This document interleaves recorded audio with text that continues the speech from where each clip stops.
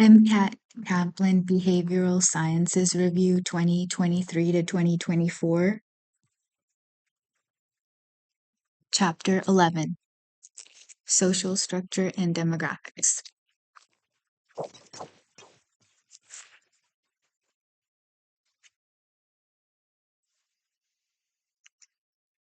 11.1, Sociology, Theories and Institutions, Theoretical Approaches, Social Institutions. 11.2, Culture, Material and Symbolic Culture, Language, Values, Beliefs, Norms, and Rituals. Evolution in Human Culture. 11.3, Demographics, Common Demographic Categories, Demographic Shifts in Social Change, Concept Summary. Introduction. A frail older man is admitted to the intensive care unit at a local hospital. He is gaunt, weighing just over 100 pounds, in severe respiratory distress and nearing circulatory collapse. The intensive care team works to stabilize the patient by starting intravenous lines and pumping fluids. The patient screams statements in a language that the team doesn't speak and is eventually sedated so they can intubate and ventilate him. They begin to run tests and discover that the man has widespread metastatic lung cancer that is unlikely to be cured or even controlled through chemotherapy and radiation. The patient's wife and children visit the next morning and are told of the bad news. After crying for some time, they turn to the intensive care team and ask them not to inform the patient of this grave diagnosis. They explain that in their culture, family members are expected to make healthcare decisions for the ill to avoid burdening them with such matters. The members of the medical team, however, feel that they must adhere to the tenets of local medical ethics and their country's laws and allow the patient to make his own healthcare decisions. As the head of the hospital ethics committee, you get a call from the team to help them make this decision. What would you do? Ethicists and sociologists alike wrestle with medical dilemmas like these. As a clinician in an ever diversifying society, you will certainly run into challenging situations like these, where you must try to balance a patient's cultural beliefs with the processes and protocols of the healthcare system in which you work. In this chapter, we'll explore some of the sociological topics on the MCAT, focusing on theoretical models and the key institutions on which you are likely to be tested. We'll then explore culture itself. Finally, we'll describe demographics, the mathematical and statistical modeling of sociological concepts. –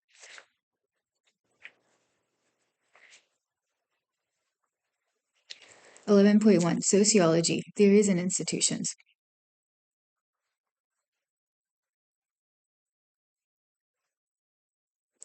Sociology is the study of society, how we create a society, how we interact within and change society, and how we define what is normal and abnormal in society. Whereas psychologists focus on the behaviors of individuals, sociologists focus on the way groups organize and interact. Of course, it would be difficult to describe society as a whole, science as a whole, since human society is not completely uniform and instead made up of distinct cultures, subcultures, groups, and institutions, each of which with its own structures, patterns, and interests.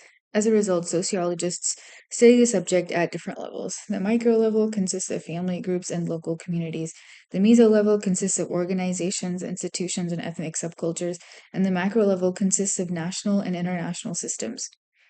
Theoretical approaches. Because human interaction is so complex, sociologists have proposed many models called theoretical approaches to sociology. To help analyze and explain these aspects of human social behavior, sociologists don't necessarily disagree about which model is best. Rather, each model was created to explain certain aspects of sociology and is inadequate for explaining other aspects. For example, one theoretical approach, we will examine asymbolic interactionism, which studies how humans interact and communicate using language, writing, and other symbols. By contrast, another approach called conflict theory examines how groups with little power in society can rise up and create more equality. These two models are not necessarily competing explanations. Rather, they examine such vastly different aspects of human interaction that both models are necessary. As you read this section, keep track of which aspects of human behavior each model explained and what the weaknesses of each model are. For example, approaches such as symbolic interactionism, social constructionism, and rational choice exchange theory tend to focus on society at the micro and meso levels. On the other hand, conflict theory, structural functionalism, and feminist theory are more applicable at the macro level. Symbolic interactionism, communication among humans, stretches far beyond just language spoken, signed, or written. Our bodies are tools of communication through our posture, facial expressions, and informal hand gestures. We recognize and put into images like the smiley face, traffic signs, or corporate logos. Sacred emblems like the cross, the Star of David, or the star and crescent communicate deep religious significance. Even our clothing or even our clothing can communicate meaning. Any object, image, sound, or action that carries meaning to humans is a symbol. Importantly, according to this definition, while many physical objects are symbols, a symbol need not be a physical object. For example, spoken words are symbols, and so are meaningful grunts. Body language and hand gestures are symbols. Anything that carries meaning beyond its own existence is a symbol. Symbolic interactionism is an approach to sociology pioneered by influential sociologist George Herbert Mead that attempts to understand human action and interaction by studying the symbols we use to communicate. This theoretical approach makes three main assumptions about human behavior. Humans act towards symbols based on the meanings that these symbols carry. The meanings symbols carry come from social interaction. Humans interpret the meaning of symbols, and this interpretation influences action. Therefore, according to symbolic interactionism, humans are different from lower animals in that lower animals simply respond to stimuli, while humans have the capability to interpret the stimulus first to then react. For example, a dog might bare its teeth, which is a gesture that other dogs always interpret as a symbol of aggression. Lower animals are not able to conceive of alternative meanings to gestures. By contrast, a thumbs up gesture in American culture generally signifies approval. In a different context, however, it could be used sarcastically to communicate disapproval.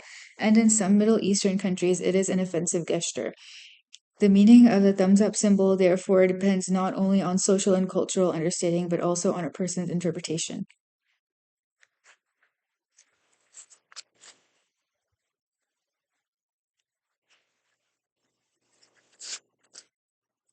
Not only do hand gestures carry different meanings in different cultures, but different cultures have unique languages and slang, alphabets and number systems, traffic signs, and so on. In fact, the meaning of a symbol might differ even from group to group within a culture.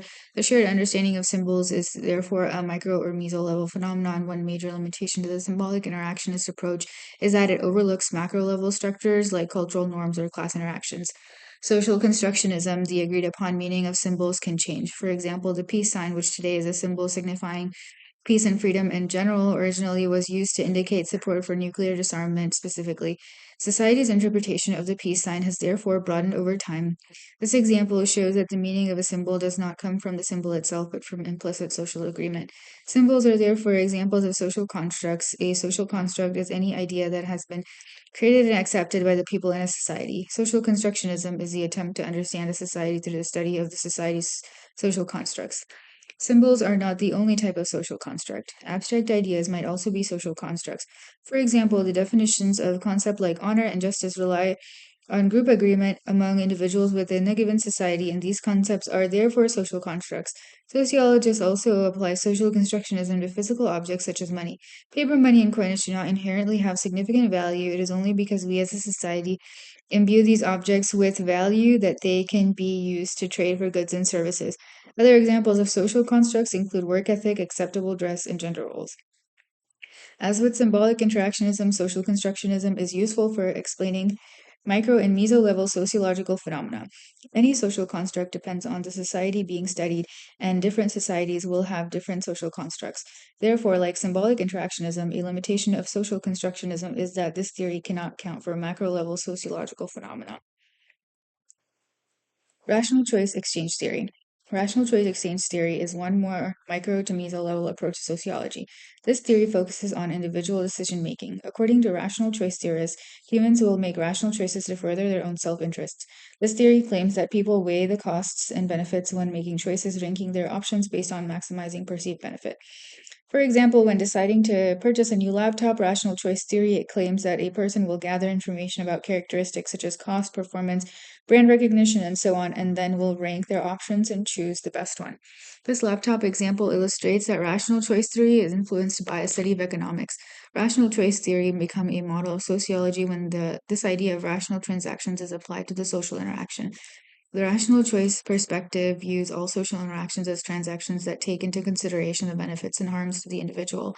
Every outcome in a given social interaction can be associated with particular social rewards, such as accolades, honor, prestige, or social approval, and with particular punishments such as embarrassment, humiliation, sanctions, or stigmatization. From the rational choice perspective, an individual carefully considers all the possible rewards and punishments of each social action and chooses the option that results in the greatest social benefit. Moreover, according to rational choice theorists, people evaluate whether there is reciprocity and balance in social relationships.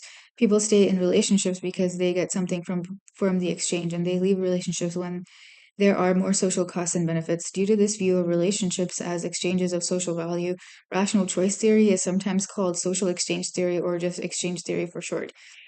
Rational choice exchange theory is acceptable for explaining some micro and meso-level sociological phenomena. However, rational choice exchange theory does not easily explain charitable, illogical, unselfish, or altruistic behavior. Conflict theory. Conflict theory is a macro theory that attempts to understand society by examining the inevitable conflicts between groups in society. Conflict theory has its origins in the writings of Karl Marx, a 19th century social philosopher who examined the influence of capitalism on 19th century society. Capitalism is an economic system in which individuals and corporations, rather than governments, own and control what Marx called the means of production, meaning property, machinery, factories, or any other means of creating a saleable good or service. According to Marx, such private ownership naturally leads to a small, wealthy capitalist bourgeoisie class who control the means of production. In Marx's model, the rest of society is regulated to a lower worker proletariat class that performs manual labor because the capitalist class owns the means of production. This class has power over the worker class, and the disparity in power and resources between these two groups lead to conflict. According to Marx, the conflict in such a society would be a physical one. Eventually, the worker class would rise up and overthrow the capitalist class and form a new classless society. Where Marx focused specifically on conflict between capitalists and workers, modern conflict theory expands this idea to examine any conflict between groups with more power and those with less. For example, conflict might exist between people of different generations, different religions, or different regions of a country. According to conflict theory. In any such conflict, individuals in the group with more power attempt to preserve their power by shaping the structure of society itself. The group with more power uses their influence to dictate the laws, customs, and cultural norms of the society. However, according to conflict theorists, if people in lower status positions recognize this power differential and see that others share a common dissatisfaction, then these individuals can organize to form interest groups through which they can use tools such as protesting or voting to enact change and equalize power. In short, according to conflict theory, for the more powerful in society, maintenance of the status quo is usually desirable. For the less powerful, change comes through disruption and revolution. And for the less powerful, change comes through disruption and revolution.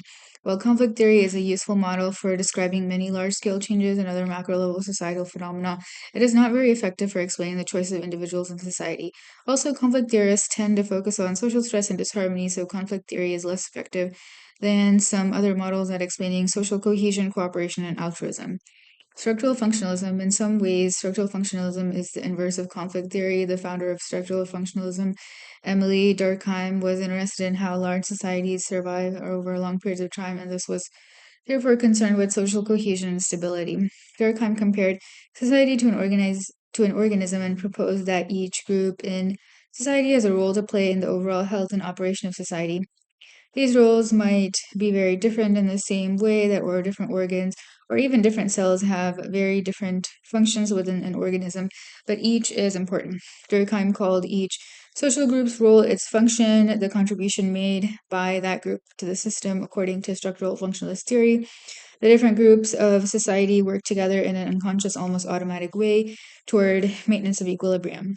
In structural functionalism, functions can either be manifest or latent. A manifest function is an intended consequence of the actions of a group within a society. When an organization or institution has unintended but beneficial consequences, These are called latent functions. For example, annual meetings of medical societies have the manifest function of educating a group of physicians, sharing research findings, and setting goals for the next year. Such meetings also create stronger interpersonal bonds between physicians and provide a sense of identity for the group, between both of which are latent functions. On the other hand, while both manifest and latent functions provide a benefit to society, dysfunctions are negative consequences of the existence of an institution, organization, or interaction. Because structural functionalism focuses on social cohesion and equilibrium, this approach is not well suited for explaining social change. Additionally, while structural functionalism attempts to explain how groups interact with other groups, it does not explain how individuals interact within a group. To understand those kinds of micro level interactions, other models are better suited. Feminist theory. Feminist theory critiques the institutional power structures that disadvantage women in society. Feminist theory was originally an offshoot of conflict theory. From a conflict theory perspective, feminist theory describes society as inherently patriarchal, with men seeking to preserve their position of power over women. Through societal privilege and institutional discrimination, for example, some feminist theorists argue that the study of sociology itself has been historically dominated by a male perspective. In developed countries, gender stratification and inequality typically lessens, often as a result of the activism of feminist interest groups. However, imbalances of power still exist. In the workplace, for example, the term glass ceiling refers to processes that limit the progress of women to the highest job positions because of invisible social barriers to promotion. In contrast, even in cases where men do not seek to climb the job ladder, invisible social forces sometimes push men up to higher positions, a phenomenon called the glass escalator. The glass escalator is especially prevalent for men working in traditionally female occupations.